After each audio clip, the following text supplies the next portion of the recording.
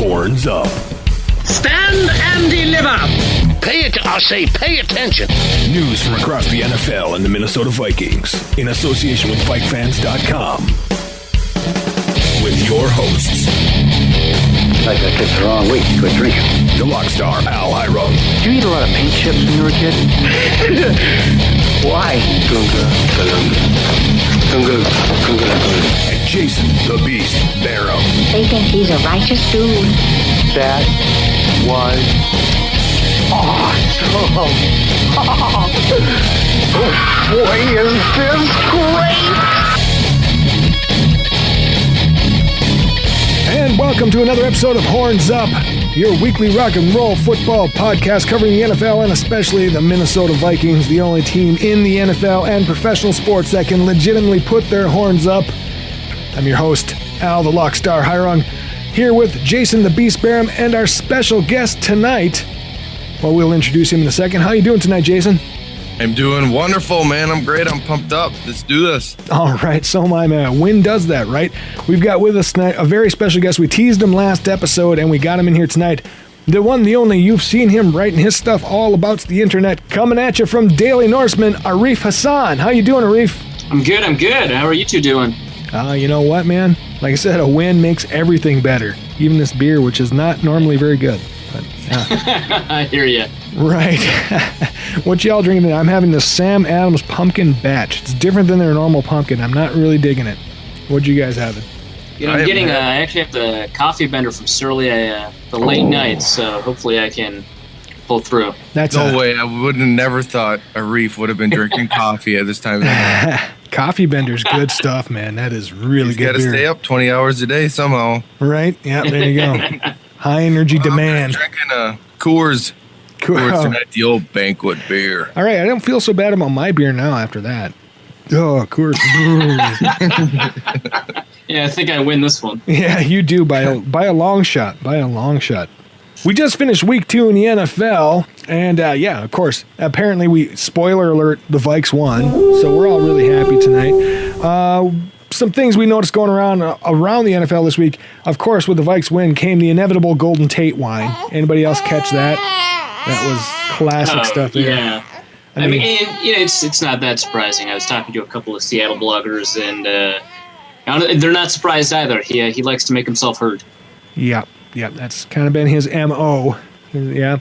And I hate to get down on the guy because he's the one that, single-handedly, I've never seen somebody so quickly make all of Wisconsin go berserk at once. That was pretty classic there, but still, just shut up, dude.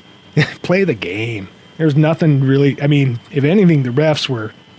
We'll get to that later, but damn. Oh, that was some vicious officiating. How about you, Jay? What'd you see going around the NFL this week?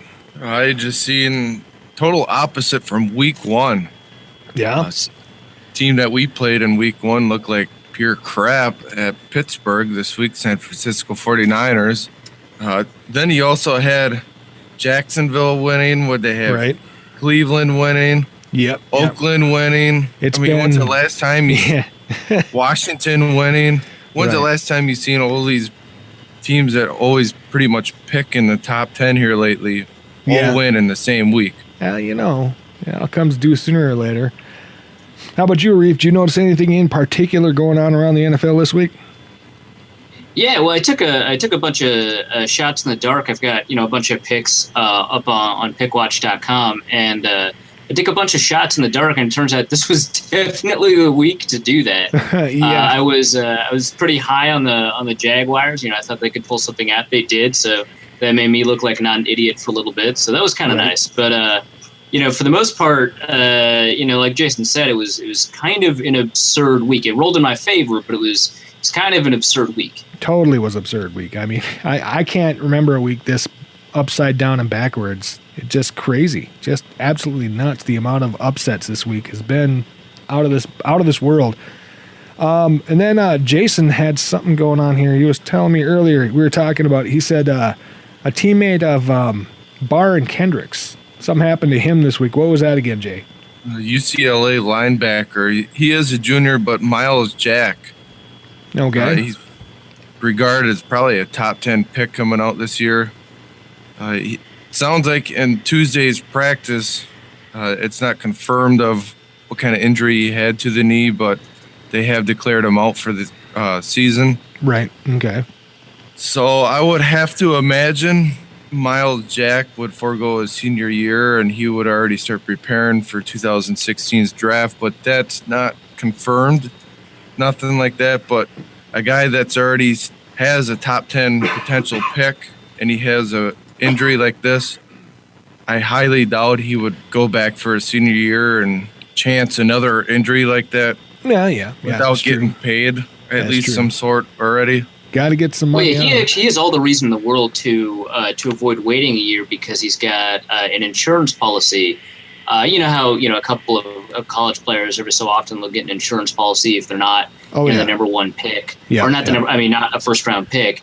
If he slides in the draft, he could cash in on what I hear is a pretty hefty insurance policy. So he's got additional incentive to declare this year instead of reaffirming his stock next year. So I think there's every reason in the world that Miles Jack is going to declare. Oh yeah. All right. So Arif, I got a little question for you. He was supposed to be. Well, it's really early to tell us right now, but at this point, it sounded like he was going to be a potential top 10 pick. Where do you see a potential direction where he could slide to? Are you thinking he could go to the late first round or still even top 15 pick? Well, it depends, of course, entirely on the medicals that the teams will perform at the combine. Some people with knee injuries, they'll go right away. Like Todd Gurley went number 10. Some people with knee injuries, they'll drop, pretty late in the draft. And so I think it'll depend on how clean. If for example, he tore a ligament, if it's a clean tear, that's good for him. If he tore multiple ligaments, that's obviously bad for him.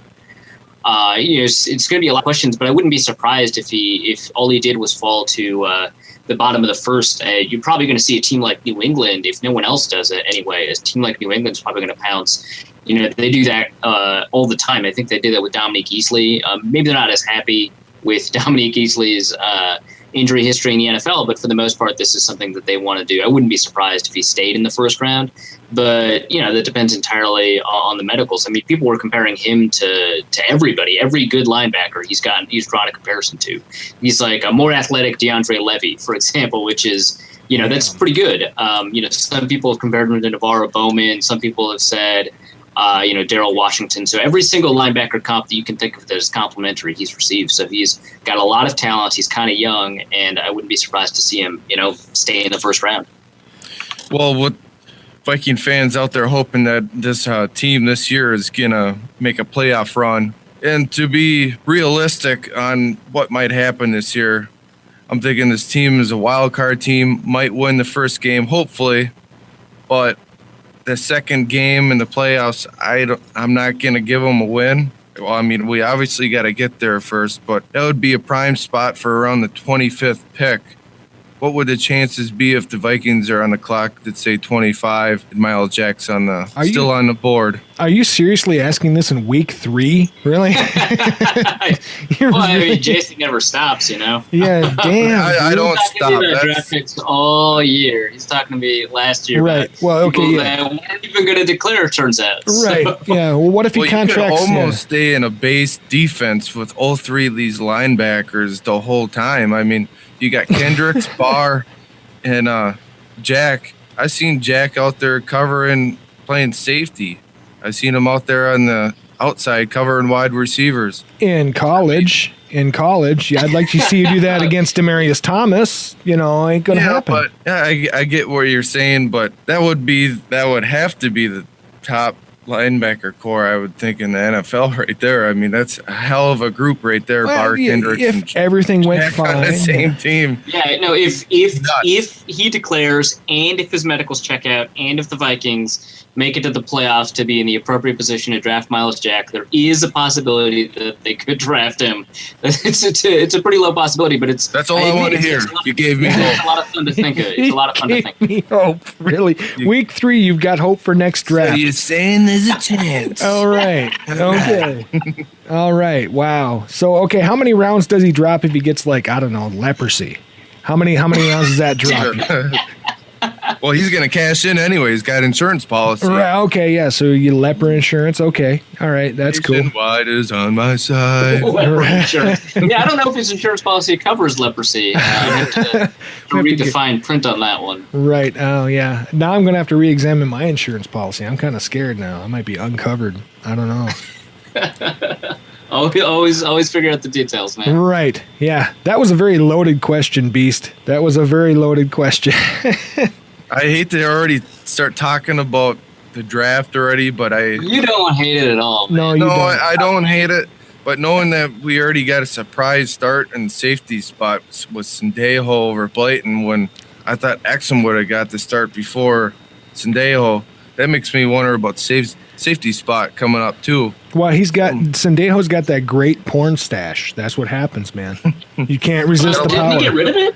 No, I saw it last week, man, on the sidelines. Oh, fantastic! That's great. That's really good juju to have. I would let him drive my van for 15 minutes with that Your stash. unmarked van. Yeah. No, actually it is unmarked. Now that you think about it, yeah, it's one color.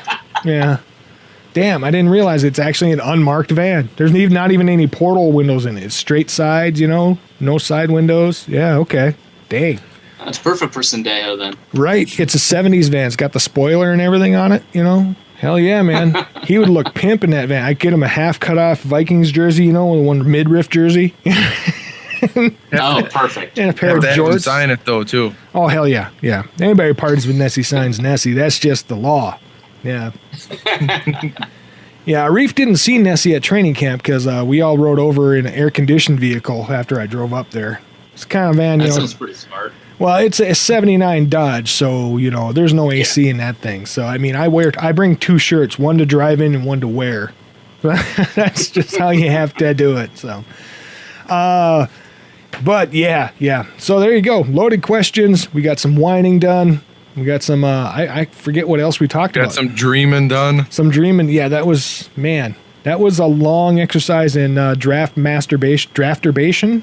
Is that? Yeah. Drafturbation. I think drafturbation. I think that's the right term. I think that's what they use in the field. I think that's the term of art. Right, drafturbation.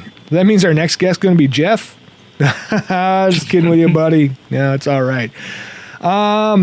Hey, no. Let's see what happened around the NFL with our high-speed cruise around the NFL. The end is nigh as the Bucs beat the Saints 26-19. The Skins beat the Rams 24-10. The Raiders beat the Ravens 37-33. The Jags beat the Dolphins 23-20, and the Jets embarrassed the Colts 20-7. Although that one is perhaps not quite so bad because Geno Smith did do the Jets a favor by getting popped in the mouth.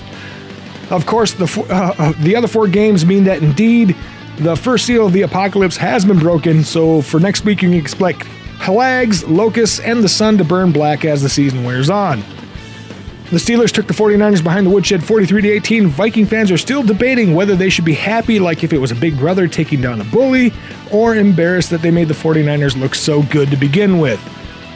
The Cards also destroyed the Bears 48-23, but analysts and experts both agree that this was because the Bears team is actually comprised entirely of Bears players.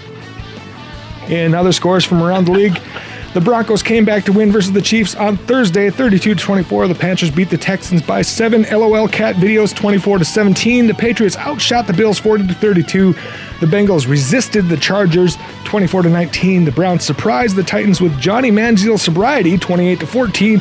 And the Falcons something Giants 24-20. The Cowboys doubled up the Eagles 20-10, and the Packers, blah, blah, blah, bobbleheads rode their jocks for 3 full hours and left a snail trail back to New York. Who cares what the score is? The assholes won, and Rodgers rubbed it in by being an even bigger dickhole than he normally is. God love Green Bay. No, seriously, I really got pissed off at Rodgers. That whole thing, he did, it's one thing to beat a team. It's another thing to rub it in afterwards at the press conference, but then to diss a guy on the faith thing, that's just being a dickhole. That's being a wide, gaping dickhole. Sorry. Yeah, well, I mean, it's not anything you wouldn't expect. Yeah, well, pretty much Packers. Karma's a bitch. It'll come back. Oh, I think it will. God believes in karma. Finally, the Vikings rebounded with, dare I say, panache, except the kind of panache you'd beat someone with the transmission from a Buick with, by dominating the Lions by a score of 26-9. Yes, the scoreboard read 26-16, but 7 of those points were in fact scored by the refs. That being said, let's break it down. So, the breakdown. Lions and Vikes. Things I noticed right off the bat. The Lions did their job, not Lions. The lines, the O-line and D-lines did their job. B-Rob was everywhere. Nagata was non grata. Stafford got beat like he offered Walter White an IOU. So, and the lines were basically transformed. They were just complete 180 from week 1. That's the big thing I noticed. Yeah, for sure. I think that the offensive line in particular, had a really good turnaround. I think the interior line, was the biggest concern, especially coming off of the week 1 performance against the 49ers, where the Vikings weren't able to get any push in the run game, weren't able to get any protection in the passing game. And in this game against a pretty reasonable, defensive line, they were able to not just give Teddy Bridgewater time, but provide some running holes. And I think that was probably the key for the offense. And on defense, it's kind of difficult to overstate the incredible job the defensive line did overall. I think all 4 of them did a pretty great job on the field. You take away Everson Griffin's 2 penalties, and all 4 of them had phenomenal games. Oh, they did.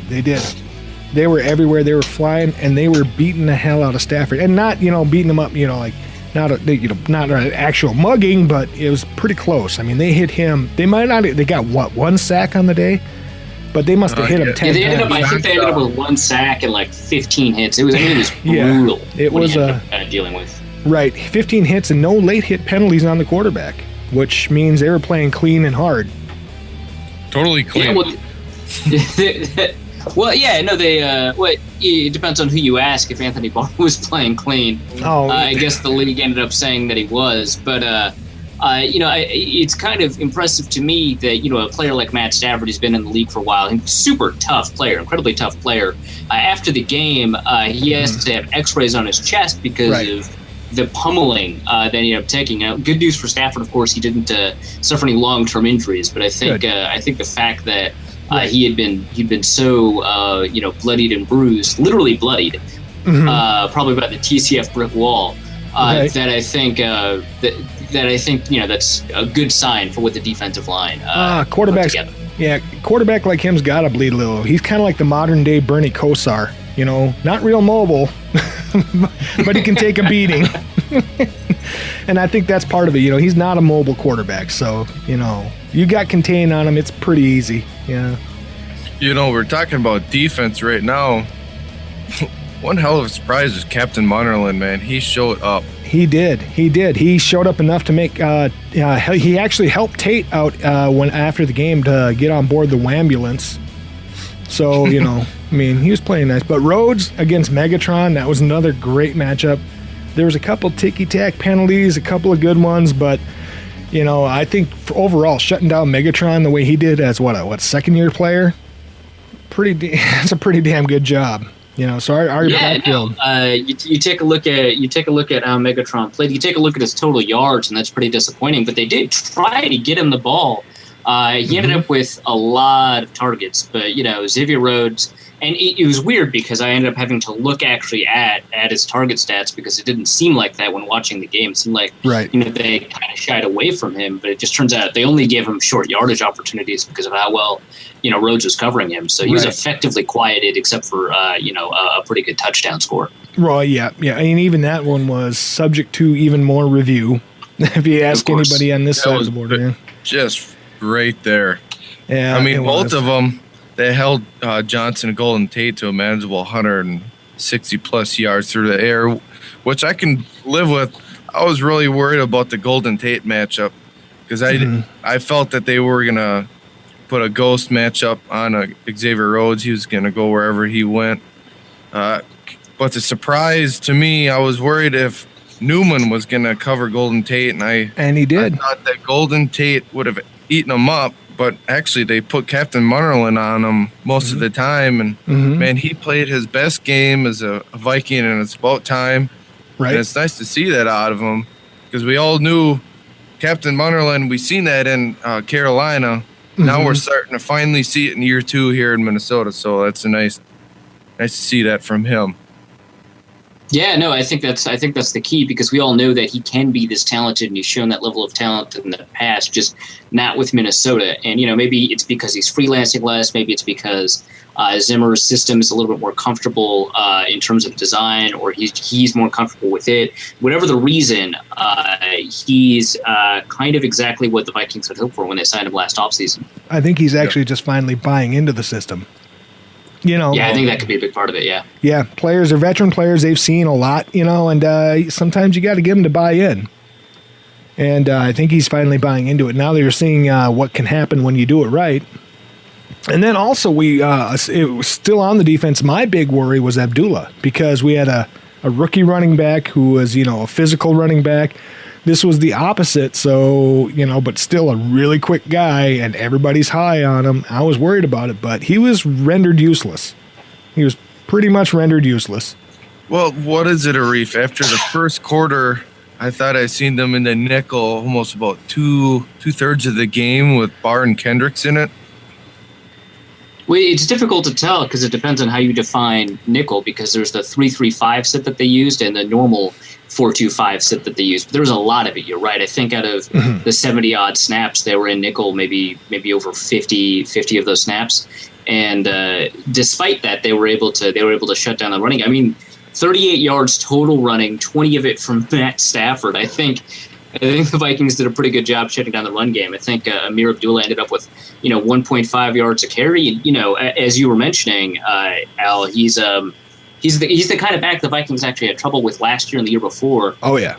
The kind of quickness in the open field that's just very difficult to close down on and get your hands on, that kind of guy. Oh yeah, definitely. And it didn't matter. The defensive line held up well. The linebackers fit into the run fits really well. Even when they transitioned to that 3-3-5, it's kind of it's a new front. It's difficult to figure out your run assignments. It didn't matter. They did a really good job. Yeah, they did. Was Greenway in on a lot of them 3-3-5s? I can't remember on that. No, they didn't put him in on any of those 3-3-5s, because that's mostly a pass defense. They kept him out, so it was Kendricks, Hodges, and Barr. Right. And so Greenway was only in on 16 snaps. Wow. Yeah, he was in Which for I was much. definitely not going to complain about after week 1. I seen him so out of position so early in the plays in week 1. Well, everybody was, though. Pretty frustrating. To be honest, it was nice man. to see the Barr and Kendricks show get going here in week 2. Kendricks needs the reps. He got it in him. He just needs the reps. So I was very pleasant surprised to see him getting more amount of snaps. Well, nickel's a safe place to give a guy reps like that too. I mean, I think generally, yeah. it plays to his strengths, because he's a very good coverage defender, and it allows you to sort of dictate the number of reps that he's going to take without disrupting like the chemistry of the team or the unit. So yeah, right. Nickel is definitely the place that you want to put him. Right. Yep. And you got a guy with that kind of speed. He's going to cover a lot of ground real quick. And I am again hopeful about this. I hate to be hopeful. It sucks. I hate to be hopeful. But you see the stuff happening and you're like, wow, how can I not be? If these guys play like this every week, but It is the NFL. Mm-hmm. Any given Sunday. And well, it's also the Vikings. Say, Yeah, it's also the Vikings, man. We're masters of inconsistency. Is this lesser play of Greenway something that you anticipate in the future here, Arif? Oh, in terms of decreased snaps, I think a little bit. I think we're going to see more snaps in the near future. Some of it was just matchups. The lines were in personnel that made it really easy to go to nickel, not just because they had 3 receivers on the field, but also because Eric Ebron, he doesn't really run block all that much or all that well. And so that's kind of why you'd have a 3-3-5. So you'd have a linebacker covering him who's good in pass coverage. But in general, yeah, I think, depending on the team, I think against a team, like San Francisco or Carolina or Seattle, you're probably going to see a little bit more Greenway, at least earlier in the year, just because they're going to keep him in base packages and in run defense packages. But, when you get to teams that are more likely to spread the ball out, say like Philadelphia or New England, you're probably going to see more of those nickel snaps, and that means fewer Greenway snaps. I think eventually you'll probably see Kendricks take some snaps in base away from Greenway to give him some more reps. But I think we're going to see some reduction in Greenway's role, and I think that the reduction is going to increase over the course of the season. But a lot of it from game to game will be dictated by the matchups and the sets that the opponent will run. Well, I think that's why, when we get to the preview for next week, I think you're exactly right. We're going to see a lot more that nickel package in next week again because of the way San Diego plays now. They don't have an LT anymore. So I think we're going to see the same kind of thing. But moving over to the offensive side of the ball, the biggest point I saw, well, aside from the obvious AD, Peterson came back, big time and played a Peterson game. And his fumbling came back too. Yeah, it did. But I think that's more of a sign of rust than anything. That's a sign of not taking a snap in, 18 and a half months or something like that. So, I think that's, one game, he gets that out of his head. He puts in his reps to remember the whole ball control thing he learned that year after he had fumbleitis and decided never to give it up again. And then, of course, the whole losing the burst thing. I don't think he lost the burst. I seeing it, watching it again, if he lost his burst, he would have never made it to the outside, in my opinion. I've seen him lose the overdrive gear. Yeah, I think he has a lot of the acceleration and explosiveness that he had a little bit earlier in his career. But I think that you're right, Jason, that I think that his long speed, he's sustained, the 20 to 40 yards kind of speed. I think that has decreased, and we saw that on his 49-yard reception, where I think 2009, 2010, Adrian Peterson, I wouldn't be surprised to see him take that to the house. But I think his long speed is a little bit, it's a little bit lower, but that doesn't really matter as much for running backs because you really want that speed to show up in the first 5-10 yards. And I think he has most of that still for sure. Well, could be due to a little bit of the stamina or something like, I can't think of the word. Stamina? Stamina, right? Yeah. No, I don't think it's endurance. Because he got a lot of touches in that game. So I'll give him the benefit of the doubt on that point that he could have been a little bit out of juice at that point of the game.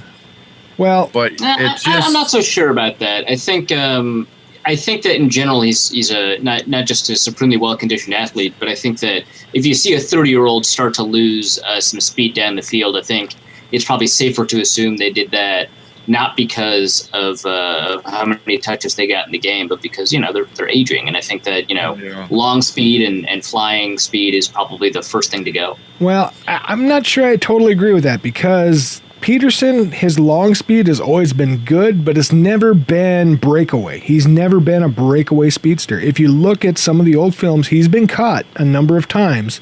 He's not like a Robert Smith or Randy Moss where when he finally gets that seam and people take an angle, they end up undershooting the angle because he's just too quick. He's never been that guy. He'll power. For sure, I totally get that he's not a Chris Johnson, basically. Right. And the Lions take very good lines. Their backfield is very disciplined, which is I think one reason Teddy had stat-wise a pedestrian game. If you're looking at sheer fantasy stats, but I think from a fantasy perspective, he may have had a pedestrian game. From an efficiency perspective, it was pretty amazing. Yeah, he was amazing. Peyton Manning put me down in week 1. Oh man! So I put Teddy in this week. He ended up 14 for 18, 153 yards, and then he had a touchdown run, which helped out. Right. Then he came up that 1 yard short on the second one that ended up being a touchdown run to Zach Lyon for his first career NFL touchdown. Right. Yep. He had one run, one passing TD. His fantasy stats were not, they're not going to break the net, but a little above average. A little above average, yeah. But his realistic stats, his efficiency, as Arif was saying, freaking phenomenal. crazy. Yeah, crazy I'll take a quarterback who avoids turnovers and gets 8 yards per attempt every single time.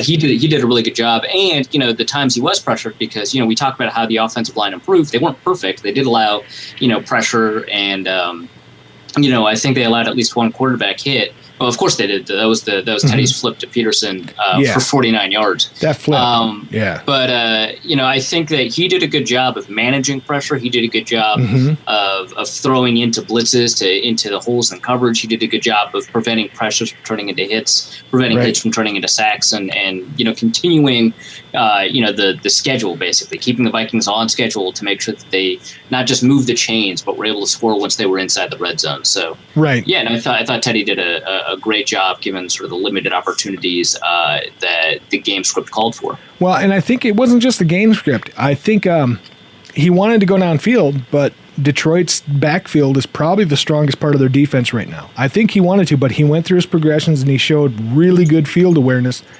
a.k.a. the flip. I think that's going to be one of those plays that goes down as just awesome, because we've never had quarterbacks do really cool stuff like that in the past 30 years. So, I mean, hey. Except for Favre in 2009, but that was... Well, we don't talk about that. Yeah. It did happen, I swear to God. Hold on, I've got a text message for you. Just, That's why I think about that. Don't send me the text message. I don't want to see nothing. No, but I will agree that we often overlook Detroit's secondary. I think that Rashawn Mathis probably lost a step. I mean, he's 35. Right. That's not a huge surprise. But Darius Slay, he's fast and he's long, and I think that a lot of people. I was talking to a couple of people who write about the Lions for a living, and they were pretty excited about the Darius Slay Mike Wallace matchup. They thought when Mike Wallace did decide to go deep, that Darius Slay would probably actually do a pretty decent job of being able to cover him, and it turns out that they were right. That there weren't a bunch of downfield opportunities that Teddy saw fit to take, and that didn't end up mattering too much. No, it didn't. It didn't, because he kept his awareness and brought it down to he read his progressions. I mean, really, when you play a game of Madden and you call your play, you've always got the long, medium, and short option, and it's a lot easier when you're on a TV screen to see, A, X, and Y are covered. Let's throw to B. It's tougher to do it in real life, and he was doing real good at that part. He's making decisions much quicker than he did against San Francisco, and he's going through, like you said, his progressions really quickly and really intelligently. I think so too. The officiating, on the other hand, holy hell, what the hell was for Golden Tate to be whining after that game? With the officiating the way it was, especially the phantom first down. What is it? Everybody calling it down 5, 6, and 7. I mean, that was just. I've never seen referees lose control of a game like to that level where nobody knows what's going on, and then the quarterback just takes a chance, and the referees go, "Okay, fine, whatever." That was. I will give credit to the Lions. It was really smart of them to snap the ball immediately. It was, yeah, because the referees had no idea. I would want the Vikings to do the exact same thing in the same situation. So credit to them. But I think that you're right. There's one game I saw that was less in control, and that was when they gave Jim Harbaugh 5 timeouts last year. Right. Or 2 years ago, that was it. Right. Yeah, the 5 timeout. Oh my God, that one was terrible too. That was bad, and that was nearly terrible.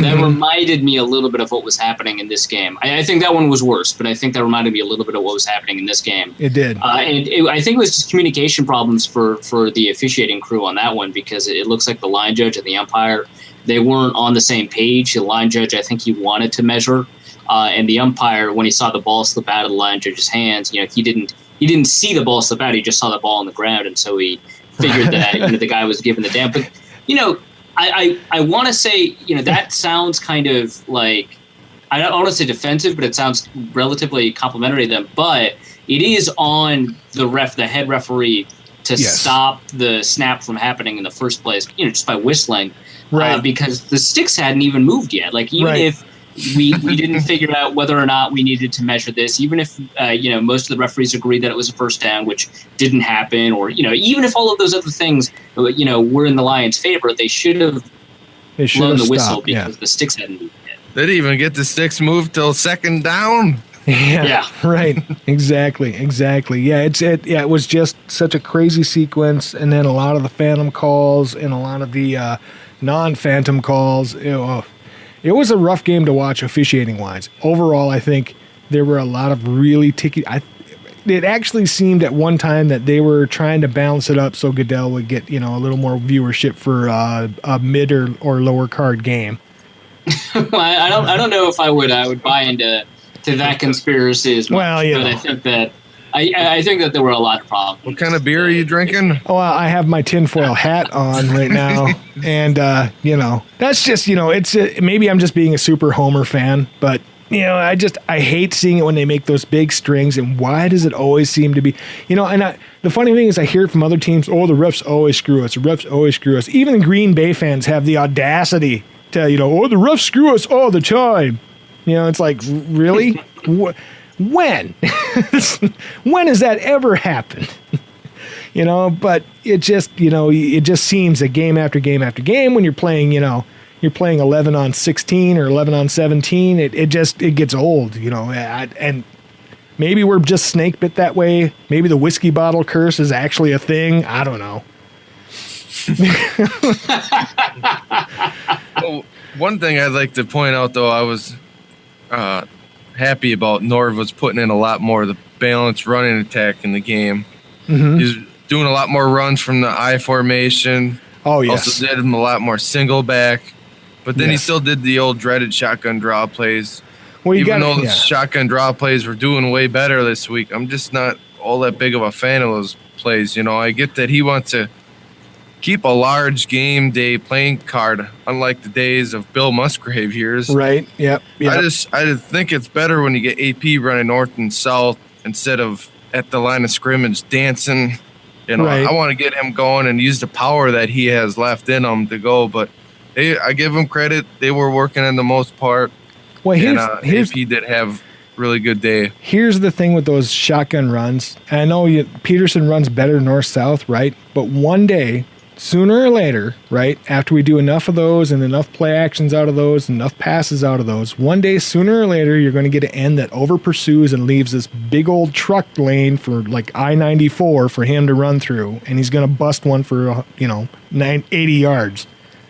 Either that or Teddy's going to pull a ball back out and throw a quick slant, and it's going to go home. Right. Yeah. Touchdown. That's all. Yeah. No, I think. I think it's kind of like a complicated decision-making process, I think, for the Vikings, because they know that they want to give Teddy the ability to change plays sometimes before the snap, sometimes after the snap.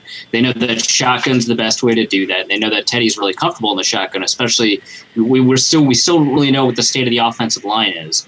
And so the shotgun protects him a little bit, and they don't want to give away the goat, every time they line up under center, they run AP, every time they're in shotgun, they pass. They have to have some of those shotgun runs in there for Adrian. Yeah. And it's tough because, you try to figure out, if you want to make it comfortable for Teddy or if you want to make it comfortable for Adrian, which, we didn't have to ask that question before. It was always to design the offense around Adrian, but you have an exciting young passer like Teddy, and he's the one that you want to develop, and he's the one that you want to get in the best state of mind possible. Then you have to negotiate those things. It's good that they have, some downhill run from the pistol, of course, but you have to neggociate that divide. You do. It's kind of like when you used to play Tecmo, when you played Tecmo Bowl and you had 8 plays to choose from, and you'd run that fly play over and over and score like 3 touchdowns, and then they'd start picking that one, and then you'd switch over to that cross for out of the same formation. You'd be like, yeah, man, I got these guys now. It's the same thing. It's exactly like Tecmo Bowl. It's exactly like Tecmo Bowl.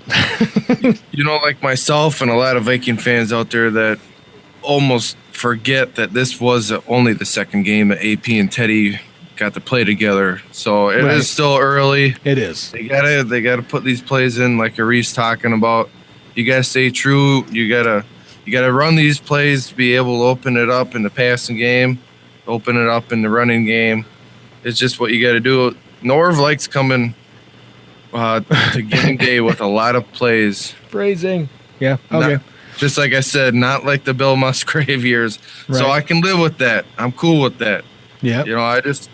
I just would like to see a little more Charles Johnson. I'm kind of a little bummed out because it's separation. Preseason and training camp, it just seemed like Johnson and Teddy had such a good connection going already, but I said, it is only the second game, so I'm not in panic mode. Yeah, but I think hopefully the next 2 to 3 games we see that connection come alive a lot more. Right. I think you will.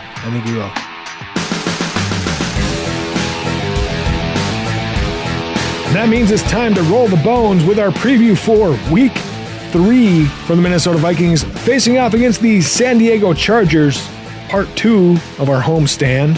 What are you guys looking at? What are you guys seeing here? Tough matchup coming up here. Yeah? Well, that's true. Yes, they are NFL players. Yes.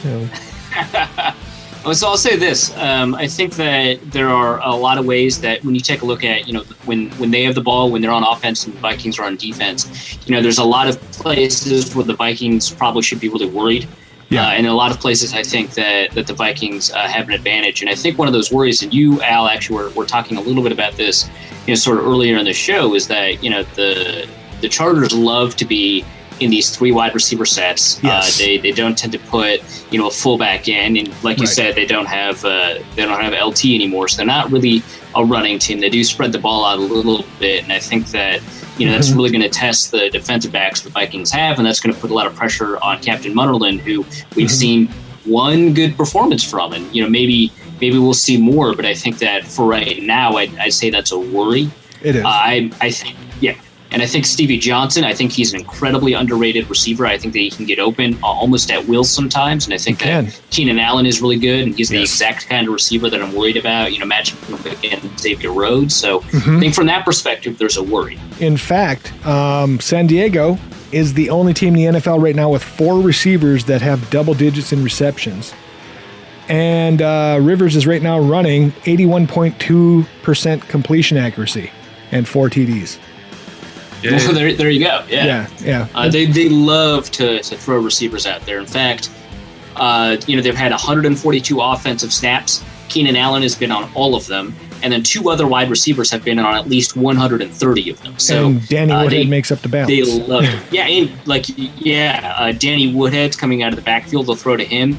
I don't know if Ladarius Green is going to be healthy for this game, but if he is, he figures to have a heavy rotation. 124 snaps so far this year, so he's only been missing for about 18 snaps. If he does have a concussion, I think obviously from the Vikings perspective that gives some advantages, because I don't know how good this David Johnson guy is, but I suspect since he's the 3rd string tight end, after Antonio Gates and Ladarius Green, that he's probably not going to be the kind of matchup. But I think where the Vikings can win is against this offensive line. Yes. I think this offensive line, Rivers is covering for them, so, you can't say it's ever going to be easy. Right. But this offensive line, I think, is a huge liability. Joe Barksdale is a guy that I kind of liked as a backup pickup for the Vikings in free agency. They didn't get him. The Chargers did, but he's struggling for them. Orlando Franklin's struggling for them. Chris Watt is struggling enormously for them. He's been having a bad 2 games so far. So I think that's where the Vikings need to find a way to win, is to put pressure through the offensive line, either with creative blitzes or trusting their front 4, whatever they think works in terms of their pressure packages. But that is a bad offensive line. Good tackles. Fluker is a little banged up too, isn't he? Yeah. Well, he's always a little dinged up, if we're being honest. But who knows? He hasn't played that many snaps for them because of those concerns about injury. He didn't play at all last week. So, I would be worried if I were them. And, we have their backup guards. So that's going to be, I think, a big problem for them. It's kind of an odd trade to have when your offensive line is so kind of weak. They must have felt like it was a stronghold, or they just felt like they were getting a good deal out of the situation. Well, now here's the thing, though. Their offensive line might not be that bad, because Melvin Gordon is averaging 4.6 yards per carry so far this season. And I actually think their defense might be where we key off, because last week the Chargers gave up 175 yards on the ground. And they've given up so far this season 3 touchdowns over 20 yards. So they can be burnt. They're a defense that tends to play decent, but then give up the big one. And that's kind of what we're built for. That's my view. Yeah, for sure. I think, I was talking, I talked about the offense first because I think that you're right that maybe you want to end on a high note. And I think that the Chargers defense is a high note for the Vikings. I think that there's a lot of problems. And the thing is, there's a lot of things I like about this defense. I think that it's kind of the same problem the Tampa Bay Buccaneers had last year is that they've got talent everywhere and no plan how to use that talent. There's no cohesiveness. So like you said, sometimes that'll lead to, some pretty good plays and then, big gains. Like there's a complete lack of consistency. Right. That secondary, I think, is a very, very good secondary. They've been able to take advantage of basically a market inefficiency at cornerbacks. Every once in a while, all these big cornerbacks in Kansas City, San Diego found out that a lot of really, really good cornerbacks who are not 6 feet tall are going to fall in terms of the contract value and in the draft. And they picked up a bunch of really good cornerbacks. I think Jason Verrett's very talented. They still have Eric Weddle, obviously, at safety, who he was embarrassed, on one play. Was it? I totally forget who it was, but in the open field, but in general, Eric Weddle's a great. Yeah, Amir Abdullah. That's why I was worried. And Brandon Flowers. I think that they've got a talented secondary. You've got to be careful, but I think that and I think that Melvin Ingram shows talent from time to time. You take away his penalties, and I think that he can be kind of dangerous to an offensive line that has a couple of questions. But there's a difference between having that kind of talent, and they've got holes. I think their linebacker core is a big problem. But there's a difference between having talent and having that talent perform well for you, and I think that's a big problem for the Chargers that they're not going to be able to solve in this coming week. So I think that we're probably going to see the Vikings tee off, like you said, with big plays, but I think they're probably going to try to soften them up with some interior runs up the middle and then take those deep shots. See if Charles Johnson, in particular, who has a height advantage against these guys, see if Charles Johnson can exploit that height advantage maybe deep down the field. Oh, yeah. Yes, to me, the defensive line, I don't know what you think about it, but I'm not too highly impressed with it. So in order for the Vikings stay in this game, they got to keep Phillip Rivers and company off the field. Yeah. So I'm thinking they're going to bring this run game really heavy if they can and keep the time of possession way in the Vikings' favor here. If you've got a weak linebacker core, the run game is going to be your bread and butter. I mean, what do you think of the defensive line there, Arif? I think that it's decent in pass rush and pretty poor in run defense. So that actually does make a lot of sense to me. Yeah. Arif was talking about the secondary. Verrett was looking awesome last year. He was a rookie last year, wasn't he? He was a rookie last year. Out of TCU, he was looking almost like the best corner coming out last year, and then he got hurt, and he ended up not finishing the year. And then they got another high pick in Patrick Robinson out of FSU. So they got some good youth in the corners. They do, and their defense they've gotten 4. They're +4 in turnovers right now. Or their defense, I should say, has gotten 4 turnovers. They're not +4, but their defense has generated 4 turnovers. The matchup is the running game for the Vikings in this one. I think that's the foundation, and then you bust them big on a couple of deep throws because those safeties are going to have to collapse to help the linebackers against the run, and I think that's the strategy that got used a couple weeks ago on them.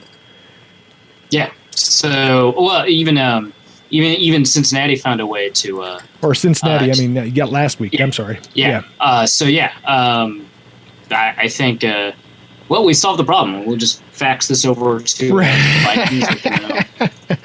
Well, truth be told, man, Cincinnati is a tough team to play. Be it diss Andy Dalton all you want, but Jeremy Hill and Gio are a really good running back tandem, and then you have AJ Green, who is a safety outlet for any quarterback. The guy's phenomenal. So you keep running that combo at him, and then you throw over the top to AJ, and hey, that's all of a sudden they're giving up all these 20-yard plus TDs. That's just what's going to happen. They just really have a good roster in Cincinnati all the way around. Oh, yeah. You'll find good players in every position on that team. -1 defensive Well, there's a reason they make the playoffs every year, despite the fact that the division occasionally, 2 years ago was a really tough division. This year, maybe not as much, but there's a reason that they make the playoffs every year. They've got a very good roster. Right. Yep. Well, and what the hell's with Manziel? Where did he come from last week? I'm so puzzled by this. Back. You hear he got benched? Yes, with Kramer, right? And he's on he was my fail league starting quarterback. The 1 week he started, I thought, yes, I've got this in the bag because he's a turnover factory, and he did great. And I was like, fuck off, Johnny Manziel. 2 weeks in a row, you got burned. I did by Johnny Manziel 2 weeks in a row. Actually, no, the first week actually he helped me because I forgot I left him on my roster as a flex player, and I thought I'm doomed for starting 2 quarterbacks in the fail league. I don't know, Arif, do you know what fail league is yet? I think I have an idea. A fail league which is that you have to play people who have a certain number of snaps, and then whoever has the worst score wins. Basically, you take all your fantasy points and you reverse them. So anything they do good on the field generates negative points and vice versa. But you have to have somebody that actually plays snaps, not just special teamers. And it's actually a really different way of looking at it. So we get these fail league quarterbacks. Like I won the 1 year I won my the fail bowl was Matt Cassell was my starting quarterback the whole year, and that's why Fantastic. That's why I laughed every time everybody's like, Matt Cassell's the savior in Minnesota. No, he's not. I watched him for a year. He's really not. And well, now he's going to be the savior in Dallas. You hear about that? Oh, yeah, right. If Whedon doesn't pan out, oh, my God.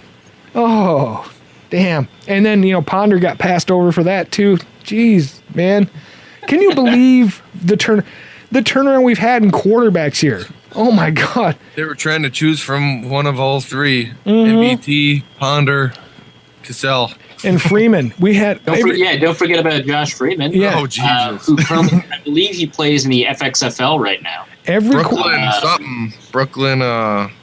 The Brooklyn Bolts. Brooklyn Bolts. This is a sobering fact, and this is why I'm glad I still have beer left, because this is an awfully sobering fact. Every quarterback since Donovan McNabb, who sucked when he got here, by the way. Well, I think he personally sucked in Philadelphia too, but that's heresy to say apparently. But it's pretty bold. It is, but I think he was way overrated. He had way more. I think here he was exposed as not having the talent. In Philadelphia, he had so much talent around him, it hid a lot of his problems. But after Donovan McNabb, every one of our quarterbacks that we've had since Donovan McNabb has been cut from the practice squad of other teams. Starting quarterbacks. Except Joe Webb. Oh, wow. He's on a practice squad somewhere? Did he land somewhere in a practice as a quarterback? No, he hasn't even been on a practice squad. He's on the depth chart for Carolina as a quarterback. Wow. Dang. Okay, so Joe. Can you imagine if you had asked that like 2-3 years ago, which out of all 5 or 6 of these or 7 of these quarterbacks, which one is going to stay on the roster on the depth chart as the backup? Right. You would not have picked Joe Webb, especially at quarterback. No way. No, Joe Webb at quarterback was like a Spurgeon win times 2. It was just awful. I didn't want to see it. What was I thinking? I was almost going to buy that jersey. What? Yeah. Really? Oh yeah, I was feeling the Joe Webb love, Were you on a bender or something in Vegas? Man, we'll always have that Tuesday night football game against the Michael Vick Eagles. So. Oh God! It was just when he jumped over the. Nothing else for that. It was just when he jumped over the 7 pads. I was like, oh, this guy, giving me the cheese knees. Oh, geez, really? Wow. Yeah. Oh well, yeah. Well, little did I know, I know a lot about scouting back then. So this guy's going to be a Hall of Famer right here. He can jump over 7 pads.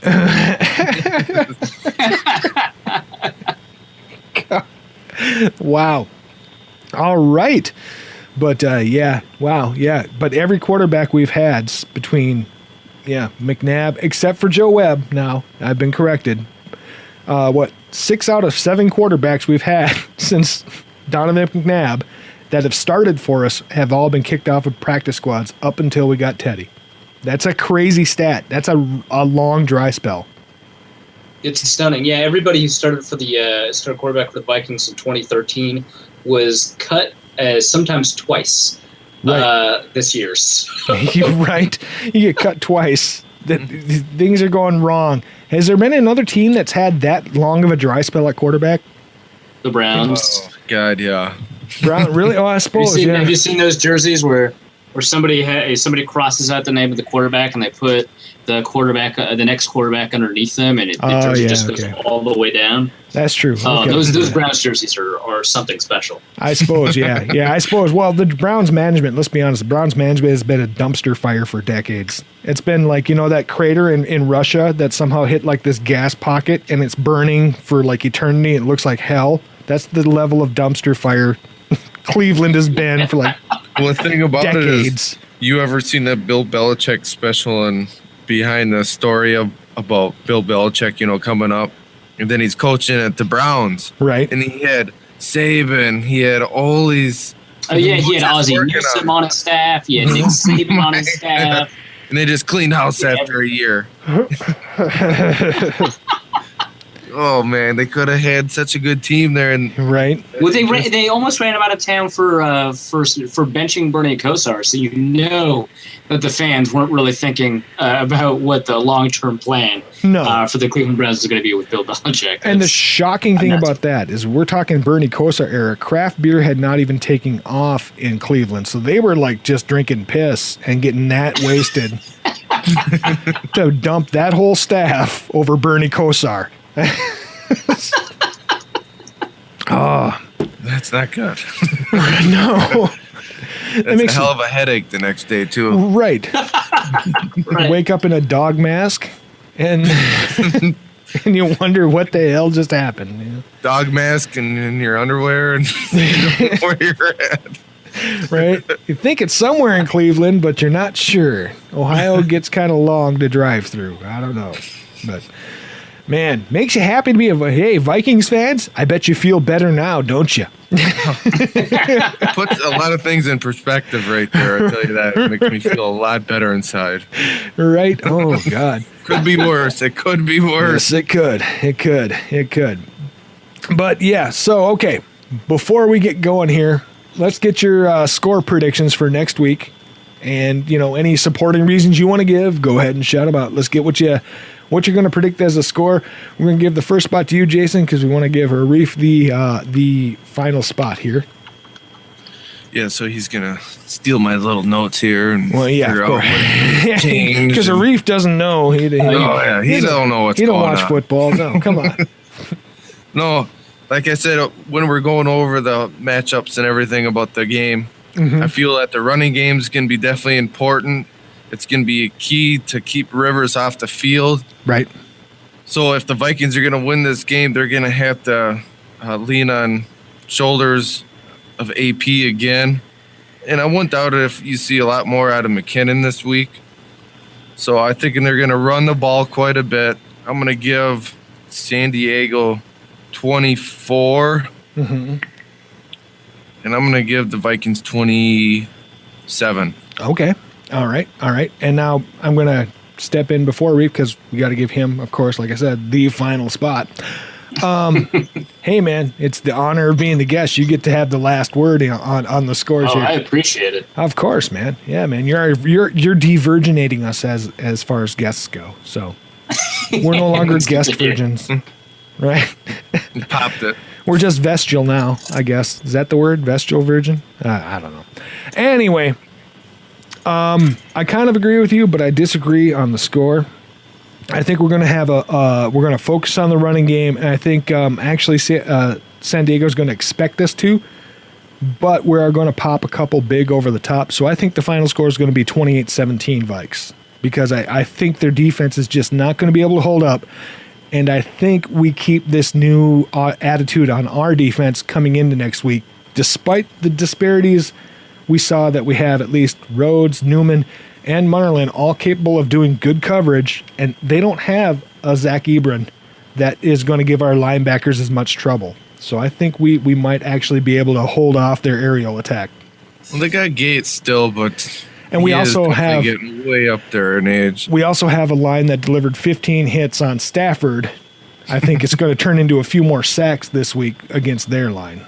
Yeah, on my score, I just feel like they're the 24-27. It's actually going to be a dumpster touchdown in the end. Oh, okay. Well, garbage time counts. Because if it is 24-27, right? I don't know.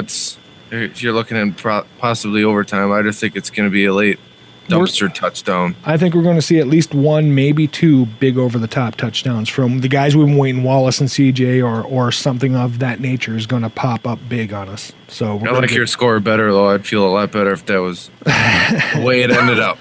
How about you, Arif? You're the one who's actually got some know-how in this. We're just, assholes guessing. We're just winging it, man. We don't know what we're doing. Yeah.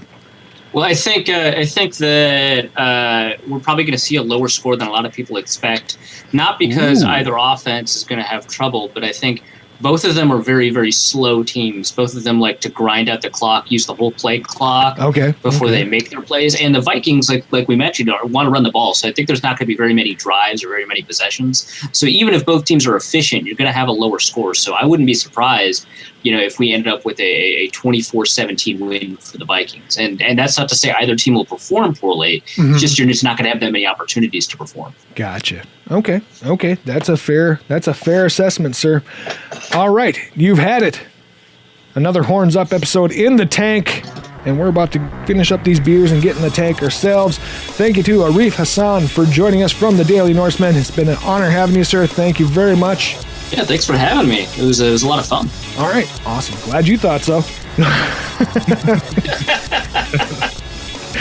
All right, from the Lockstar and the Beast, we'll see you next time. Take care, everybody.